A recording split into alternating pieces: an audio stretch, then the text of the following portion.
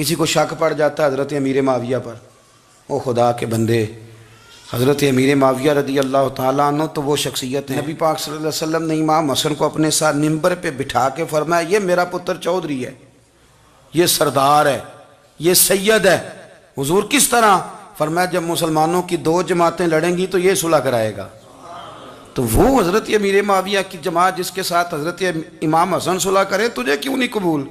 बिला वजह उलझते हो। बिला कहते जी वो यजीद के अब्बा जी थे। तो नूह अलैहिस्सलाम का बेटा भी तो काफिर था ना, तो काफिर का बाप होने का माना ये है कि आप इल्ज़ाम लगा देंगे? अजीब आप बात करते हैं। क़यामत में कोई किसी का बोझ, कुरान ने फैसला कर दिया, कोई किसी का बोझ, यजीद अपने मामलात की जवाब देगा, उसके घर वाले उसकी बातों का जवाब। और जो ये कहते हैं ना कि उनके वालिद माअज़ल्लाह ठीक नहीं थे, वो ये भी लिखते हैं कि यजीद का पुत्र बड़ा ठीक था। यजीद के बेटा है जिसका नाम मुआविया बिन यजीद है। यजीद के बाद लोगों ने तख्त पे बिठाया, 40 दिन उसने हुकूमत की और लोगों से कहने लगा कि मैं इस कुर्सी के काबिल हूं, ना मेरा बाप काबिल था। यजीद का पुत्र फरमाया, ना मैं इस काबिल हूं, ना मेरा अब्बा काबिल था, मैं उस कुर्सी पे कैसे बैठूं जिसके पायों में महबूब की औलाद का खून हो।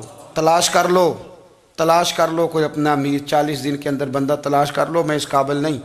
तुम ये तो लिखते हो उसके बेटे के बारे में, ये क्यों नहीं मानते कि हज़रत अमीर माविया के साथ इमाम हसन ने सुलह की?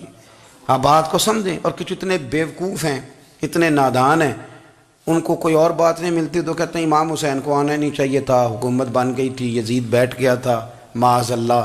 पता है हज़रत अब्दुल्ला बिन ज़ुबैर क्या फरमाते थे? फरमाते थे हम तो यजीद के खिलाफ उस वक़्त निकले कि हमें यकीन हो, ये उस बंदे की बात बता रहा हूँ जिसे गुट्टी मेरे नबी पाक ने लवाबे दहन से अता फरमाई। लवाबे दहन से गुट्टी दी रसूल करीम। हज़रत अबू बकर सिद्दीक के से हज़रत ज़ुबैर बिन अवाम जो हुजूर की पुप्पी के बेटे हैं, उनके बेटे हज़रत अब्दुल्ला बिन ज़ुबैर कहते हैं हम तो यजीद के खिलाफ उस वक़्त निकले कि हमें डर था, अगर अब भी ना निकले तो आसमान से पत्थर बरसेंगे, कहीं हमें सजा ना मिले। तो ना बड़ा मुजरम और तुम कहते हो इमाम हुसैन को निकलना नहीं चाहिए। तो खराबी होती है मेरे अजीज़, खराबी होती। आपको पता है मैं इन मसाइल पर कम बात करता हूँ, लेकिन ज़रूरी बड़ा समझता हूँ। मैं समझता हूँ ये ज़रूरी चीज़ें। मेहरबानी फरमाएं, किसी जगह भी किसी एक के बारे में भी अपने अकीदे में कभी कोई कमज़ोरी पैदा, कभी ना कोई कमज़ोरी पैदा, इतनी सी भी बात किसी की सुनना, किसी की करना, डिस्कस, हमारा मनसब ही नहीं। और कुछ और बेवकूफ़ हैं। मैं यूनिवर्सिटी में था चंद दिन पहले, तो लेक्चर के बाद एक दोस्त मुझे कहने लगे कि मौलवी एक दूसरे के पीछे नमाज नहीं पढ़ते। मैंने उसको कुछ प्यार की दलीलें भी दी, मोहब्बत की। इसको कहते हैं इल्ज़ामी जवाब हमारे उसूल तफसीर में। मैंने उसे कहा कि एक डॉक्टर से दवाई ले लें, दूसरे के पास जाएं तो कहते हैं उसे तो पता ही को नहीं, तुम गलत आदमी के पास चले गए। तो इससे आपको टेंशन नहीं होती? ये रोज़ सियासतदान धमा चौकड़ी मचा रहे होते हैं कि फलाना चोर है, फलाना चोर है, तो इससे नहीं टेंशन, मौलवियों की टेंशन है तुम्हें। कहने लगा जी नहीं, क्यों नहीं नमाज पढ़ते?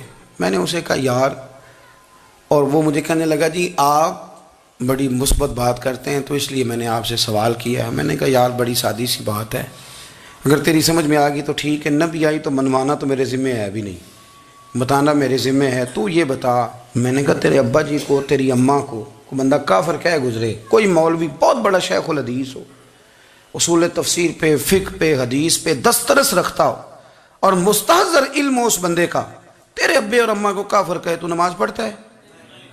कहने लगा नहीं। तो मैंने कहा जो मेरे नबी पाक के माँ बाप को मुशरिक माने। और मैंने कहा अगर तुमने दलील चाहिए होगी तो बंदे मैं तुम्हें दूंगा और बाई नेम दूंगा, और मैं उनकी तहरीरें तुम्हें दूंगा जो मर गए ये लिखते हुए कि चूंकि वो पहले चले गए थे, उन्होंने कलमा नहीं पढ़ा, लिहाजा माज़अल्लाह सुबह माज़अल्लाह दोज़ख में जाएंगे। तेरा हौसला पढ़ता है तो पढ़ नमाज, मेरा तो नहीं पढ़ता, मैं कैसे पढ़ूं? और इस कदर कमजोर नजरिए का आदमी कि अपने कलम से लिखता है, अपने कलम से अपनी किताब में लिखता है कि जिस मछली के पेट में हजरत यूनुस ने कुछ दिन गुजारे वो मछली जन्नत में जाएगी। दे शर्म नहीं आती? जिस मछली के पेट में यूनुस चंद दिन रहे वो जन्नत में जाएगी, और जिस माँ के पेट में मदीने वाले रसूल 9 महीने रहे, हया नहीं आती तुझे बात करते? फिर भी समझ ना आए तो हमसे आके अकीदा सुन। हो दुरूद तुझ पे भी आमिना, हो दुरूद तुझ पे भी, तेरे लाल पर भी सलाम हो, तेरी गोद कितनी अजीम है, तेरी गोद कितनी। यार आप मुझे दलील देना, मैं आप हमारी साड़ी ते बाटी कौन नहीं ते सांझी किस नाल होनी है, हमारा किसी से दाती रट्टा ही कोई नहीं। आप बात को समझे, लेकिन तुझे कोई और चीज लिखने को मिली कोई नहीं, तूने कलम उठाया और तू तकलीफ देता है नबी पाक को। तू वसीयत वालिदैन को माज़अल्लाह ये लफ्ज कह के गुजर जाता है। और उनके नाम देखो, आमिना, नाम क्या है? आमिना। आमिना नाम काफिरों जैसा है। और वालिद का नाम क्या है? सुभान अल्लाह। अब्दुल्ला का माना एक काफिरों जैसा नाम है। मत मारी है। और किताबें लिखी जा रही हैं और सीरत लिखी जा रही है और दलीलें दी जा रही, लोगों को ख्याल ही नहीं आता। अजीब फ़लसफ़ा है। 4 अक़वाल हमारे बुज़ुर्गों ने लिखे हैं नबी पाक के वालिदैन के बारे में। सबसे पहले इमाम सयूती फरमाते हैं रसूल करीम अलैहिस्सलाम ने फरमाया कि पूरी दुनिया में जब कुफर रहता है तब भी 10 लोग अल्लाह की तौहीद पर हमेशा कायम रहते हैं। ये नहीं हो सकता कि सारी दुनिया कुफर से भर जाए। फरमाते हैं मेरे महबूब के वालिदैन भी उन 10 लोगों में शामिल हैं, हुजूर के वालिदैन भी उन। और दूसरा कौल आप फरमाते हैं नबी पाक के वालिदैन ज़माना फ़तरत पे थे। ज़माना फ़तरत वो ज़माना होता है जिसके अंदर नबी नहीं होता, तो लोग जिस दीन को बेहतर समझते हैं अल्लाह की तौहीद के साथ उस पर अमल करते हैं, तो उन पर कोई मुआखज़ा। और तीसरी बात यह कि नबी पाक के वालिदैन हज़रत इब्राहीम की मिल्लत पर थे, हज़रत इब्राहीम के दीन पर थे। और हज़रत इब्राहीम का वो दीन है जिसको कुरान कहता है कि वो ही दीन इब्राहीमी दीन मोहम्मदी है सल्लल्लाहु अलैहि वसल्लम, वही दीन मोहम्मदी है। और चौथी बात इसको अल्लामा ज़हबी ने लिखा, अल्लामा खिफाजी ने लिखा, काज़ी एजाज ने लिखा, मुहद्दिसीन ने लिखा। हदीस की रावी सैयदा आयशा सिद्दीक़ा हैं रदी अल्लाह ताला अन्हा, कहती रात को मैं उठी तो मैंने नबी पाक सल्लल्लाहु अलैहि वसल्लम को रोते हुए देखा। या रसूलल्लाह क्या हुआ? फरमाया मैंने रब करीम की बारगाह में अर्ज़ की थी, या अल्लाह मेरे माँ बाप को जिंदा कर दे ताकि वो मेरा कलमा पढ़ लें। है तो वो पहले भी दीन फितरत पर उन्हें कुन तुम खैरा उम्मत इनका एजाज भी नसीब हो जाए। तो हमारे यहाँ ज़्यादातर लोग बात इसलिए सीखते हैं कि मैं कोई कहीं से मसला सीखूंगा फिर जाके अपनी मस्जिद के इमाम को तंग करूंगा कि वहाँ तो मैं ये सुन के आया हूँ तो यहाँ ये काम क्यों नहीं होता। मैं कोई बात सीखूंगा तो फिर मैं उससे बहस का दरवाज़ा खोलूँगा। इल्म का मतलब ही अपने आप को संवारना है। मालूमात हासिल करने का मतलब ये कि आपके अमल में पुख्तगी आए, आपके किरदार में पुख्तगी आए, आपने जो सीखा है आप उसके मुताबिक अपने आप को ढालें। मुस्लिम शरीफ में मौजूद है नबी पाक सल्लल्लाहु अलैहि वसल्लम ने दुआ मांगी है, ए अल्लाह मैं उस इल्म से तेरी पनाह मांगता हूँ जो इल्म तो हो पर नफ़े वाला ना हो। जिस बंदे के इल्म ने उसे नफ़ा नहीं दिया, वो कुछ सीख नहीं सका उससे, तो उसका इल्म किसी को क्या नफ़ा देगा। जब खुद से उसने, और सूफिया किराम तो फरमाते हैं कि जो लोग बड़ी मालूमात हासिल कर लें, बड़ी बातें सीख लें, पंचायत में किसी को बोलने ना दें, घर में किसी को बोलने ना दें। बहुत सारे लोग तो उलमा को भी मशवरा देते हैं, बड़ी बातें करे, लेकिन अमल के लिहाज से बंदा ज़ीरो हो तो अहले दिल फरमाते हैं उसकी सोबत से बचो। उसे बड़ा पता है, बड़ी बातें आती हैं, बड़ी बातें आती हैं, बड़ी बातें करता है, लेकिन गुफ्तगू की हद तक तो बहुत बड़ा है, अमल के मामले में सिफर है। बहुत सारे लोग मस्जिद के हुजरे में मीटिंग हो रही होती है और वो लंबी लंबी दलीलें और मशवरे दे रहे होते हैं, नमाज का टाइम आ जाए तो उठ के चले जाते हैं, कहते हैं मैं अपने महल्ले दी मसीतें पढ़नी है। कईयों को काम याद आ जाता है। फरमाया कि शख्स के पास मालूमात बड़ी हों लेकिन अमल के मामले में बंदा ज़ीरो हो तो उसे बचना क्यों? इसलिए कि अगर पढ़ा लिखा आदमी बेअमल हो ना तो वो अपनी बेअमली पर भी दलीलें पेश करता है। वो कहता है मैं ये काम नहीं करता तो ये मेरे पास दलील है। वो तो बेअमली को भी मुज़य्यन कर देगा माज़अल्लाह। तो दीनी तालीम एक तो हासिल इसलिए करें कि हमने अपने आप को संवारना है, और दूसरा इल्म का शौक़ तबीयत में हो। देखे ना, अल्लाह के हबीब सल्लल्लाहु अलैहि वसल्लम ने फरमाया है कि जो इल्म के रास्ते पे चल पड़ा वो जन्नत के रास्ते पे चल पड़ा है। जुमों में, महफिलों में कानों के जायके के लिए ना आए, इसलिए आए कि मेरे इल्म में, मेरे अमल में ये कोई इजाफे की बात बनेगी। मैं कोई नसीहत हासिल करूँगा तो मेरे दिल का जंग उतरेगा, हमारे यहाँ लोग मज़े के लिए आते हैं और आजकल लोग फ़ोटो के लिए आते हैं। इन दो कामों से निकलकर खालिस इस्लाह की नीयत से इल्म का शौक, हमारे यहाँ तेज़ी से एक हरकत की गई, उलमा का वक़ार ख़राब किया गया और लोगों को दीनी उलूम से दूर किया गया। और इसमें बाज़ बेचारे वाइज़ीन और खुतबा ने भी किरदार अदा किया, जब जाली पीर की तारीफ़ें खोल के की और उसे पता नहीं कहाँ तक। ये स्टेज होते हैं ना, इनमें कोई बंदा अच्छा लगे भी तो उसके लिए दुआ करनी चाहिए, तारीफ़ें नहीं करनी चाहिए। तारीफ़ें उसका कोई फ़ायदा नहीं है, उसको, उस बंदे को तो दुआ का फ़ायदा है। अगर आपको अच्छा लग रहा है तो उसे दुआ दें, उससे ज़्यादा कुछ नहीं करें। और हमारे यहाँ जनाब वो नकीबे महफिल बेचारे की शामत आ जाती है अगर तारीफ़ें थोड़ी करे तो, कहते हैं तो ना ही नहीं लेना होता। वो भाई इसके नाम लेने से आपका कद ऊंचा होता है।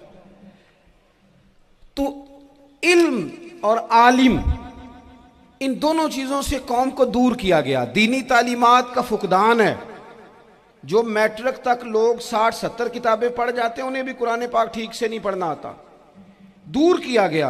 आप मुझे बताइए, चले एक मस्जिद ही आप देख लें, उस मस्जिद के अंदर अगर एक तरफ एक आलिम दीन मिशकात शरीफ खोल के बैठे हों, हदीस पाक का दर्स हो रहा है, या बाहर शरीयत खोल के बैठे हैं, फ़िक़ही मसाइल बयान किए, और उसी मस्जिद में एक बाबा जी जुब्बा पहन के तगड़ा सा बड़ी सी पगड़ी बांध के और 500 दाने वाली तस्बीह लेके बैठे हैं। अब एक बंदा अंदर आता है तो वो किधर जाएगा, आलिम की तरफ के बाबा जी की तरफ? वो क्यों जा रहा है भला बाबा जी की तरफ? वो इसलिए कि हमने उसे ये बताया ही नहीं कि जिस तरह सुभान अल्लाह सुभान अल्लाह सुभान अल्लाह पढ़ना इबादत है ना, इसी तरह दाराबा पढ़ना भी इबादत है। उसे हमने बताया नहीं कि जब तक इल्म के रास्ते में रहना भी इबादत है, जब तक उसे ये समझ नहीं ना आएगी कि जिस तरह वज़ाइफ की किताब पढ़ना इबादत है, इसी तरह मिशकात शरीफ पढ़ना भी इबादत है, हदीस बुखारी का दर्स लेना भी इबादत है, मुस्लिम शरीफ की अहादीस पर अपने असातिज़ा से बैठकर दुरूस पाना भी इबादत। जब तक ये पूरा मिजाज देखे ना, नबी पाक सल्लल्लाहु अलैहि वसल्लम ने फरमाया रात की एक घड़ी भर दीन सीख लेना सारी रात नफल पढ़ने से बेहतर है। अब हमें समझना चाहिए कि किताब पढ़ के भी बंदा रब रसूल तक पहुंच सकता है। किताब और सुन्नत रास्ता आसान करते हैं, लेकिन हमारे यहाँ क्या मिजाज दिया गया है, बाबा जी के पास चलो, ज़रूर जाएं बाबा जी अगर नेक हैं तो, मना कोई नहीं कर रहा, लेकिन जो सोच हमें हुजूर ने दी है हमने उसी की सोच के मुताबिक अपने मामलात को तरतीब देना है ना। अब एक बात मैंने आपसे पूछी और आपने कहा कौम सारी बाबा जी की तरफ जाएगी। हदीस पाक किस तरह है, अल्लाह के महबूब मस्जिद शरीफ में तशरीफ़ लाए, दोनों जानिब लोगों के हलके बने हुए हैं, लोग बैठे हुए हैं, एक हलके में लोग अल्लाह की याद कर रहे हैं, जिक्र हो रहा है, एक हलके में बैठ के एक आलिम किताब व सुन्नत का दर्स दे रहे हैं, एक सिहाबी और बाकी सुन रहे हैं। ख़ास तवज्जो करें नौजवान मेरी बात पर, रसूल करीम सल्लल्लाहु अलैहि वसल्लम दोनों के बीच खड़े हो गए और करीम ने फरमाया दोनों महफिलें खैर की हैं, दोनों ही हलके खैर के हैं। और फिर हुजूर फरमाने लगे मुझे चूंकि रब ने उस्ताद बना के भेजा है, मैं चूंकि मुअल्लिम बन के आया हूँ, यतलु अलैकुम आयातिना व युज़क्कीकुम, मैं चूंकि किताब व सुन्नत की तालीम के लिए आया हूँ। ये लफ्ज़ कहते कहते हुजूर उस जमात में बैठ गए जो दीन पढ़ और पढ़ा रही थी। हुजूर वहाँ बैठे जहाँ बात दीन की हो रही, जहाँ लोगों को अल्लाह रसूल की बात बताई जा रही।